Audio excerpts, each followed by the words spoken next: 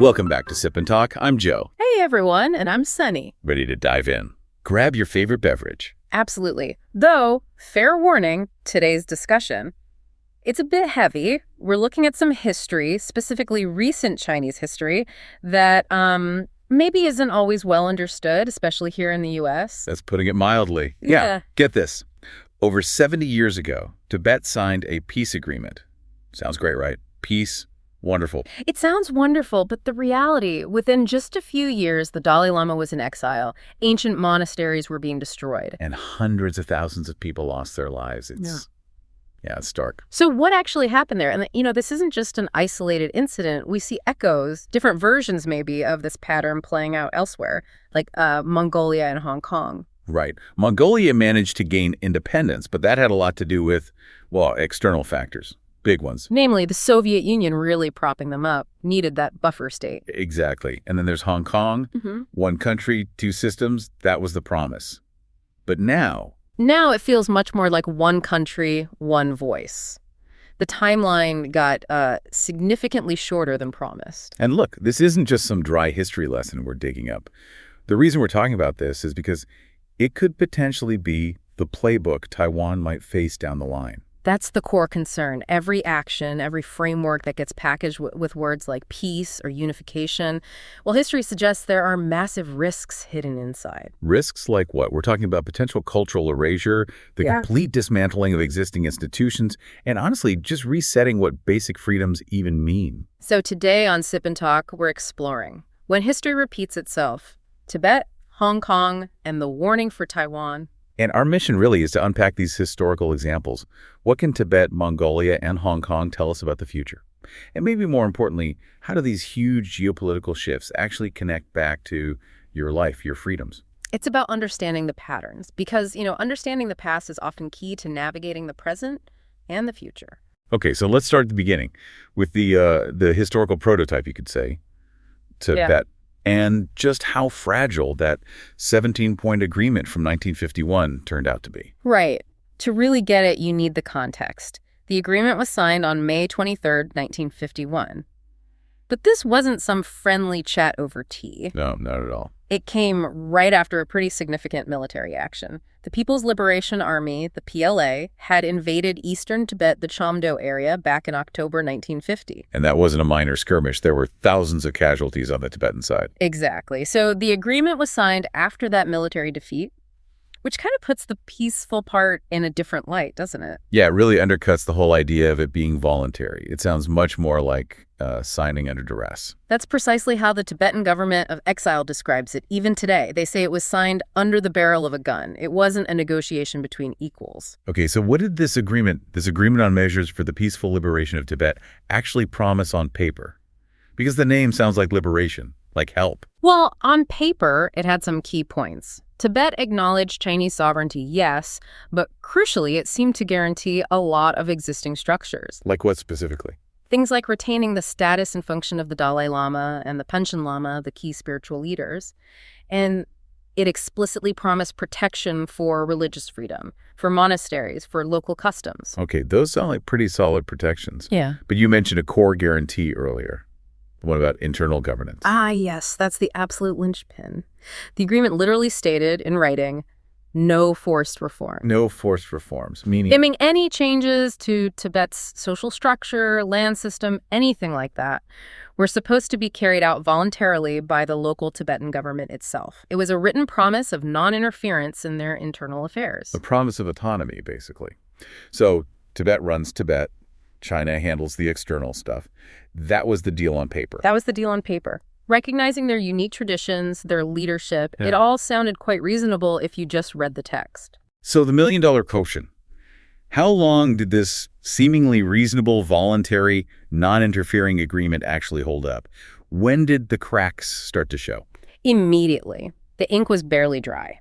By 1951, the same year it was signed, the PLA entered Lhasa, the capital. Okay. Troops moving in. That doesn't sound very autonomous. Not really. And they established a military administrative committee. So right away, despite the promise of autonomy on paper, you have a central military and administrative body essentially taking control on the ground. So the written guarantees for self-governance were Well, pretty much a compromise from day one if there's an external military administration calling the shots. Exactly. The reality on the ground quickly diverged from the text of the agreement. And the resistance, the pushback against these changes. It didn't happen everywhere all at once, did it? No, that's a really important point. The major armed resistance really kicked off around 1956, and it was concentrated initially in the eastern regions, Kham and Amdo. Why there first? These areas were culturally Tibetan, definitely, but historically they'd been governed a bit differently, sometimes more directly under Chinese administration, depending on the era. Beijing started implementing land reform and, crucially, interfering with religious practices there much earlier and more forcefully. Which directly violated the no-force reform clause of the 51 agreement. Directly, unequivocally. So when the local populations in Kham and Amdo resisted these forced changes to their land and their religion, well, the response was harsh. How harsh are we talking? Brutal suppression by the PLA. Hundreds of monasteries in those eastern regions were destroyed between 56 and 59. This wasn't just political control, it was cultural destruction, too. And this escalating violence, this cycle of forced reform, resistance, and suppression, that led eventually to the big breaking point, right? 1959. Yes, the Lhasa uprising. That's the watershed moment. In March 1959, there were widespread fears and rumors in Lhasa that the Chinese military was plotting to kidnap the Dalai Lama. Kidnap him? Wow. Yeah. And that fear sparked this massive, spontaneous, popular uprising. Thousands of ordinary Tibetans poured into the streets to protect their leader, surrounding his palace, the Norbalinka. And the outcome? It ended tragically. The PLA crushed the uprising violently. Days later, on March 17th, 1959, the Dalai Lama, fearing for his life and the future of his people, had to flee under the cover of darkness. That's when his exile began. Yes. He escaped to India, followed by about 80,000 other Tibetan refugees in that initial wave. And importantly, once he reached safety in India, he publicly repudiated the 17-point agreement. He basically said, this thing was signed under duress, they violated every single point, it's null and void. Precisely. He confirmed the conditions under which it was signed and detailed the breaches. But the human cost. It didn't stop with the uprising or the initial flight of refugees. It got much, much worse. Yeah, you mentioned the death toll earlier. Estimates are staggering. The Tibetan government in exile suggests over 1.2 million deaths between 1950 and 1979. Where do those numbers come from? It wasn't all direct fighting, was it? No, not at all. A huge, devastating portion of that toll came from the imposition of mainland Chinese policies onto Tibet, specifically the Great Leap Forward. Okay, we need to unpack that connection. The Great Leap Forward wasn't designed for Tibet, was it? How did applying it there lead to such catastrophe? It was disastrously unsuited for the Tibetan plateau. It meant forced agricultural collectivization, taking land away from traditional farming structures. And worse, the central government mandated what to plant and how to farm, pushing methods totally inappropriate for the high altitude, the thin soil, the specific climate. So political ideology overriding centuries of local agricultural knowledge. Exactly. The result was predictable and horrific. Widespread crop failures leading to famine and mass starvation across the plateau. This was compounded by the violence of forced labor in camps and the general suppression. So the peaceful liberation led not just to military occupation, but to famine caused by imposing unsuitable political economic systems. Yes. The death toll wasn't just bullets. It was starvation. It was disease in labor camps. It was the complete breakdown of the society's ability to sustain itself under these imposed policies. And the cultural destruction continued even after the initial uprising and famine period. Oh, absolutely. During the Cultural Revolution from roughly 1966 to 1976, the assault on Tibetan culture intensified. Ancient monasteries, libraries, religious artifacts, centuries of heritage were systematically destroyed. Estimates suggest something like 95% of monasteries were wiped out. 95%, just gone. So much for the protection of religious freedom promised in the agreement. Completely annihilated. So if you boil down the Tibetan experience, what's the core lesson about these kinds of agreements? It seems pretty clear. A written promise of autonomy or peace, no matter how nicely worded, means almost nothing if the stronger party has established unchallenged military and administrative control on the ground. That's the crux of it. Once the power dynamic is that skewed, once the boots are on the ground, the written word becomes flexible, optional even. And the initial justification, often framed around history or liberation, that gets replaced by new justifications like stability or reform once control is cemented. Precisely. The agreement serves its purpose to legitimize the initial entry, perhaps, but it offers no real protection once that entry is achieved. Okay, so now let's jump forward, decades forward. Let's look at Hong Kong, because this is the modern example, and it shows how this process of eroding autonomy can happen much, much faster. Terrifyingly faster, really. Right. One country, two systems. OCTT. That was the framework, the big promise made back in the 80s leading up to the 1997 handover from Britain. It was pitched as this ingenious solution, wasn't it? Hong Kong, Macau, and the idea was implicitly extended towards Taiwan, too, could keep their existing systems. Keep your capitalism, keep your independent courts, the common law system, totally different from the mainland, keep a high degree of autonomy for 50 years until 2047. The central government in Beijing would only handle defense and foreign affairs. Everything else, economy, law, administration, lifestyle, would stay local. It sounded like a pretty good deal, honestly. Like, you keep your successful shop running exactly as it is. You just have a new landlord handling the building security outside. Good for global business, good for confidence. And, for a couple of decades, it seemed to function, more or less. There were definitely points of friction, controversies over interpretations of the basic law, protests.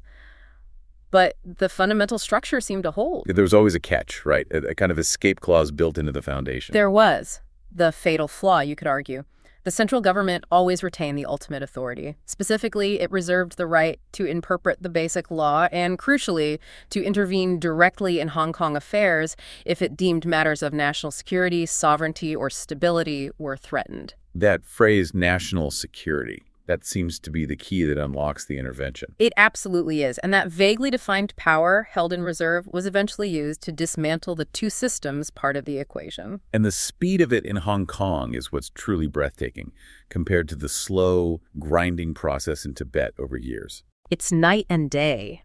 What took decades in Tibet essentially happened in Hong Kong within months. The major turning point, the moment everything changed, was the imposition of the National Security Law, the NSL, in June 2020. Imposition being the key word. Yeah. This wasn't passed by Hong Kong's own legislature, was it? Not at all. Yeah. Beijing drafted it and imposed it directly, completely bypassing Hong Kong's legislative process. That action itself was a stark demonstration of central power overriding the promised local autonomy. It basically inserted mainland legal concepts and enforcement mechanisms directly into Hong Kong. And it wasn't just that one law. They followed it up locally, too. They did. Fairly quickly, in 2024, Hong Kong's own legislature passed the local version, often called the Article 23 legislation. This law worked in tandem with the Beijing-imposed NSL. What did these laws actually do? Together, they dramatically broadened the definitions of crimes like secession, subversion, terrorism, and collusion with foreign forces.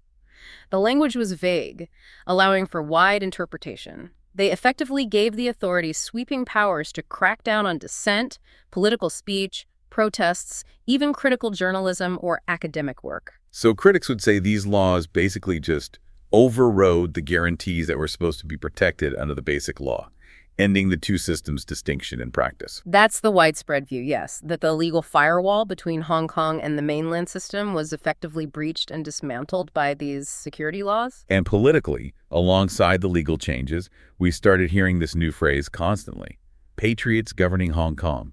What did that mean on the ground? It meant the end of any meaningful democratic opposition within the formal political system. Beijing implemented sweeping electoral reforms. Reforms how? They drastically reduced the number of directly elected seats in the legislature. And more importantly, they created a vetting committee. Only candidates deemed patriots, meaning loyal to Beijing, politically compliant, could even run for office. So you couldn't even get on the ballot if you held views critical of the central government? Essentially, no. It ensured that the legislature, the Chief Executive Election Committee, all key bodies were filled only with individuals approved by Beijing. It effectively eliminated any organized democratic opposition from holding power or even having a significant voice within the government structure. Okay, let's connect this legal and political overhaul to the real world. Yeah. What were the immediate consequences, this reedification, as some call it? You could see it happening, right? Oh, absolutely. The impact on civil society was immediate and profound. The space for free expression just shrank dramatically. Like with the media. Yeah, that was very visible. Independent news outlets that were critical of the government, like the popular newspaper Apple Daily or Stand News, were forced to close. Their executives were arrested under the NSL. And arrests weren't limited to media figures. Not at all. The crackdown was broad. Between 2020 and roughly mid-2025, reports indicate over 330 individuals were arrested under the NSL or related sedition charges. For things that wouldn't have been crimes before 2020. Exactly. We're talking about pro-democracy, politicians, activists, trade unionists, lawyers, social workers, academics, even ordinary citizens arrested for things like chanting slogans, organizing informal election primaries, or possessing children's books deemed seditious. Nonviolent actions suddenly became serious national security offenses. And this rapid political change, this chilling effect, it caused people to leave, didn't it? A pretty significant exodus. Huge. Historic, really. Since the protests started heating up in 2019, and especially after the NSL in 2020, Hong Kong has seen a massive wave of emigration. Estimates suggest over 500,000 residents have left. 500,000 people voting with their feet. Where did they go? Many went to the UK, taking advantage of the British National Overseas, or BNO, visa scheme. The UK government opened this path specifically for Hong Kongers born before 1997 and their dependents, offering a route to residency and citizenship. And the numbers showed people took it. Over 322,000 applications for that BNO scheme alone. That's a staggering number. And it clearly demonstrates this wasn't just normal migration, it was a political flight directly linked to the perceived loss of freedoms and the breakdown of the one country, two systems promise. Canada and Australia also saw significant numbers. It's not just losing people, though. This kind of brain drain must have a big economic impact, too. Definitely. You're losing experienced professionals, entrepreneurs, highly skilled workers. There are also estimates of significant capital flight, maybe around $76 billion or more as people move their assets out. Hong Kong's identity is shifting rapidly. From a unique, globally connected financial hub with its own system. To a city whose political culture, legal environment, and ultimately economic future are becoming much more tightly integrated with and subordinate to the mainland's framework.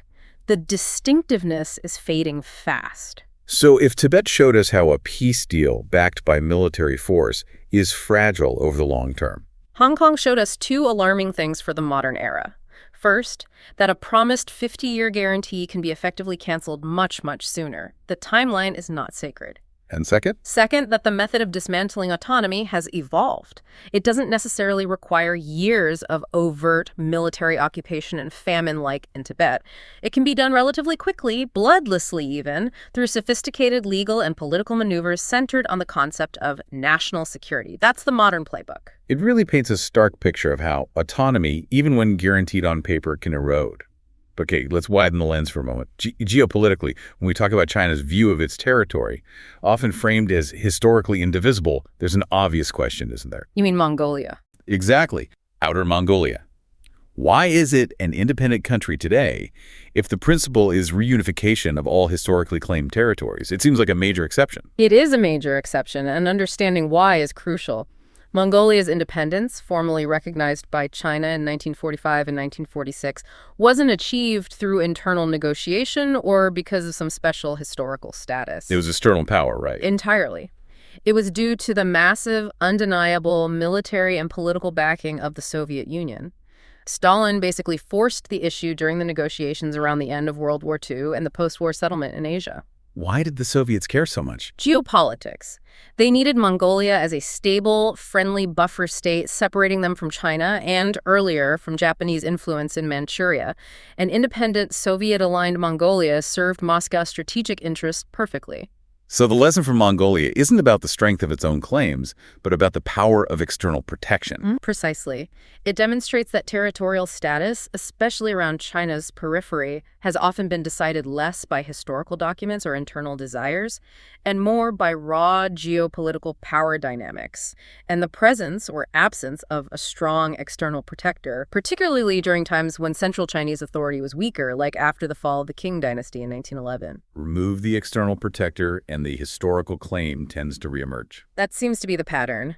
And that brings us closer to home, geographically speaking, when we think about other regions, like Xinjiang. Right, Xinjiang. We have to touch on this because it represents, in many ways, the contemporary extreme of state control being implemented under that same banner of national security and stability. The situation in the Xinjiang Uyghur Autonomous Region is deeply concerning and has drawn significant international attention. Numerous credible reports from the UN, human rights organizations, investigative journalists, and academic researchers have documented widespread and systematic human rights abuses targeting Uyghurs and other Turkic Muslim groups, particularly since around 2017. And this goes way beyond just political suppression, doesn't it? We're talking about mass detentions. Yes. The most prominent feature has been the establishment of a vast network of facilities officially called vocational skills, education, and training centers, but widely referred to internationally as re-education camps, or, frankly, concentration camps. Estimates suggest hundreds of thousands, perhaps over 1 million people have been detained in these camps. Alongside mass surveillance, forced labor. Exactly. Intense surveillance using cutting-edge technology, restrictions on religious practices, forced sterilizations, cultural destruction, and large-scale programs transferring Uyghurs to work in factories elsewhere in China, often under coercive conditions. The stated goals are counterterrorism, de-extremification, and poverty alleviation. But the documented reality points towards forced assimilation and the crushing of a distinct cultural and ethnic identity. Now, this isn't just a distant human rights issue, though it's profoundly that. It actually connects directly to the global economy, to things you might buy. It absolutely does. This is a major economic warning sign as well. The forced labor documented in Xinjiang is deeply integrated into global supply chains. Especially in certain sectors, right? Yes, particularly cotton. Xinjiang produces something like 20% of the world's cotton and a huge portion of China's total cotton output. There's a very high risk that apparel you buy could be tainted by forced labor originating there. It's not just cotton. No. It also affects critical technology inputs, like polysilicon used for solar panels. Xinjiang is a dominant global producer and other minerals used in electronics. It's pervasive. This forced labor connection actually led to significant action from the U.S. government, didn't it? It did. The U.S. passed the Uyghur Forced Labor Prevention Act, the UFLPA.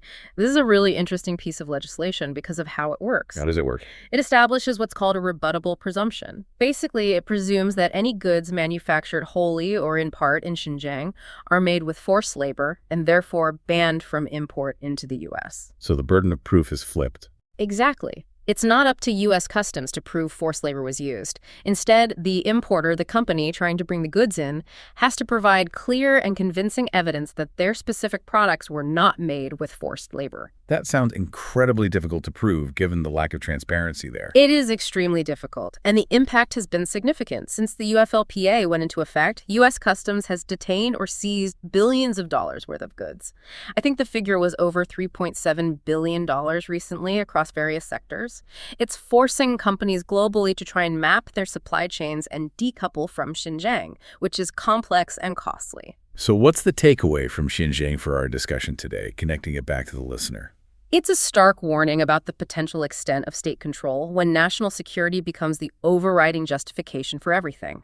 If a system can categorize an entire ethnic group, monitor their movements, dictate their labor, and attempt to erase their culture for state goals, then it certainly has the power to dictate the news you read, the websites you can visit, the opinions you're allowed to express, or even whether you get to keep your job or travel freely. Precisely.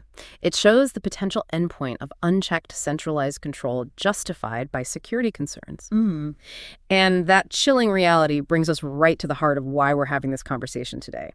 It's about taking these historical patterns, Tibet's slow erosion under military occupation, Hong Kong's rapid legal dismantling, Xinjiang's total control model, and asking, what might this mean for Taiwan? What are the concrete risks? Okay, so let's game out some potential scenarios. These aren't predictions, obviously. Nobody has a crystal ball. But based on the precedents we've discussed, what could integration look like? Let's say scenario A, the Hong Kong fade. Right. In this scenario, Taiwan might initially get some form of autonomy agreement, maybe even framed more favorably than Hong Kong's basic law on paper. But the pattern suggests Beijing would quickly use national security, anti-secession, or similar justifications to gain control over key levers of power. Like vetting who gets to be in charge. Exactly. Vetting high officials, legislative candidates, judges, ensuring only those deemed loyal and compliant can hold positions of influence.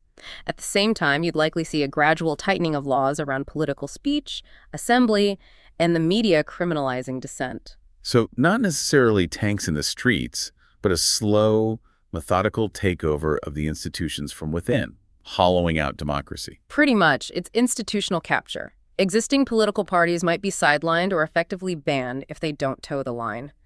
Education curricula would likely be revised to promote unification narratives. Civil society space shrinks dramatically. It might look autonomous on the surface for a while, but the substance is gone. And yes, this could involve targeted arrests or forced exile for prominent opposition figures. Okay, that's one model. What about scenario B, the gray zone squeeze? This one feels like it might already be happening to some extent. It does. This scenario avoids a full-scale military invasion, which would be incredibly costly and risky for everyone. Instead, it focuses on using persistent sub-threshold coercion to wear down Taiwan's political will and economy. What kinds of coercion are we talking about? Constant military pressure, frequent air and naval incursions near Taiwan's territory, maybe temporary blockades presented as exercises, economic coercion targeting specific Taiwanese industries or companies with sanctions or boycotts, cyber attacks disrupting critical infrastructure, and massive disinformation campaigns aimed at sowing division within Taiwanese society, undermining trust in democratic institutions, and promoting the idea that resistance is futile. The goal being? The goal is to make life increasingly difficult, isolated, and uncertain for Taiwan, hoping to eventually force its government and people to accept some form of political accommodation or unification on Beijing's terms without needing a major war. It's about creating a sense of inevitability. Right, and then there's the most drastic scenario, scenario C, the Tibet repeat. Outright military conquest. This is the worst-case scenario, obviously, a full-scale invasion attempt. If successful, it would likely be followed by a period of direct military occupation similar to post-1959 Tibet, but adapted for Taiwan's context. What would that look like? You'd expect martial law, mass arrests of political figures, military personnel, activists, maybe anyone associated with the previous government or pro-independence movements. Dissolution of existing democratic institutions. Forced social and political transformation, potentially including ideological re-education campaigns. And the human cost. Given Taiwan's population density, its own significant military capabilities, and the likelihood of intense urban warfare, the human cost of such a scenario would be catastrophic. Casualty estimates vary wildly, but they often run into the hundreds of thousands, potentially much higher when you factor in the initial conflict, subsequent suppression, and the potential for long-term disruption and hardship. Okay, those scenarios cover the big picture risks, safety, political freedom. Right. But let's bring it down to a really personal level, especially for younger people thinking about their future. Let's talk about the Golden Rice Bowl risk, the TSMC factor. Yes. TSMC, Taiwan Semiconductor Manufacturing Company.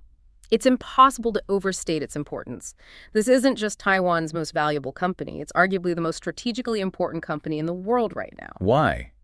Because they make the chips for everything. They make the most advanced chips for pretty much everything. We're talking about the cutting-edge semiconductors, 5 nanometer, 3 nanometer, heading towards 2 nanometer that power smartphones, AI data centers, advanced computing, modern military hardware. TSMC reportedly controls something like 90% of the global manufacturing capacity for these most advanced chips. 90%? That's insane leverage. It's Taiwan's silicon shield, its greatest economic asset and geopolitical leverage point. But it also makes it a huge strategic target. And the company itself knows this, right? TSMC leadership has spoken about what would happen in a conflict scenario. They have. Former Chairman Mark Liu, for instance, publicly stated quite clearly that if Taiwan were taken by force, TSMC's sophisticated factories would become non-operable. Non-operable? Why?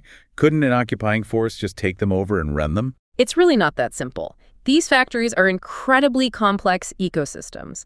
They rely on a constant, real-time connection to a global network of suppliers, equipment manufacturers, software providers, and customers. And crucially, they depend on highly specialized equipment. Like those EUV machines. Exactly. Extreme ultraviolet lithography machines made almost exclusively by ASML in the Netherlands. These machines themselves contain critical components and software sourced from the US and Japan. If Taiwan were invaded, the US, Netherlands, Japan, and other allies would almost certainly impose immediate and severe sanctions. Cutting off access to the machines themselves, spare parts, maintenance, critical software updates, specialized chemicals, everything needed to run those fabs. Plus, they'd cut off access to the major international customers like Apple, NVIDIA, AMD, Qualcomm. The factory might physically exist, but it would be technologically isolated and unable to produce advanced chips for the global market. It becomes a very expensive, useless building. Okay, so connect that to the individual. Yeah. If you're a talented young engineer, working at TSMC, or hoping to? What does this mean for your career if unification happens, especially under coercion or force?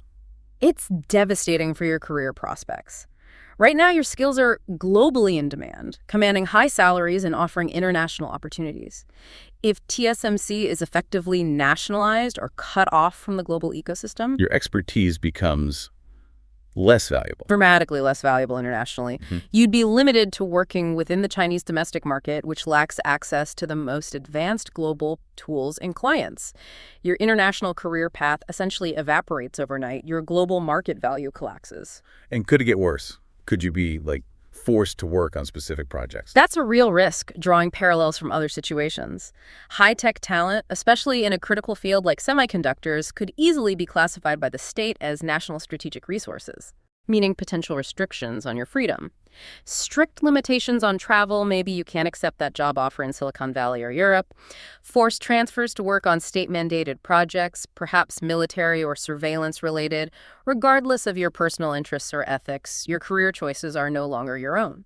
So the loss of political freedom directly translates into a loss of personal economic freedom and career mobility. It's not abstract. Not at all. And it extends beyond just high-tech jobs. Think about basic personal freedoms that young people value, like travel. Right. A Taiwan passport currently gets you visa-free access to, around 146 countries? Something like that, a PRC passport. It's significantly fewer, maybe around 78 last I checked. So unification, especially under a less democratic framework, could mean suddenly needing visas for places you used to visit freely. Your dream of backpacking through Europe or studying in the U.S. might get a lot more complicated, maybe even impossible if geopolitical tensions rise. And what about online? Digital freedom, creative expression, that's huge for younger generations. Absolutely critical. If Taiwan's open internet and relatively free media environment were replaced by the mainland system, you'd see the Great Firewall descend.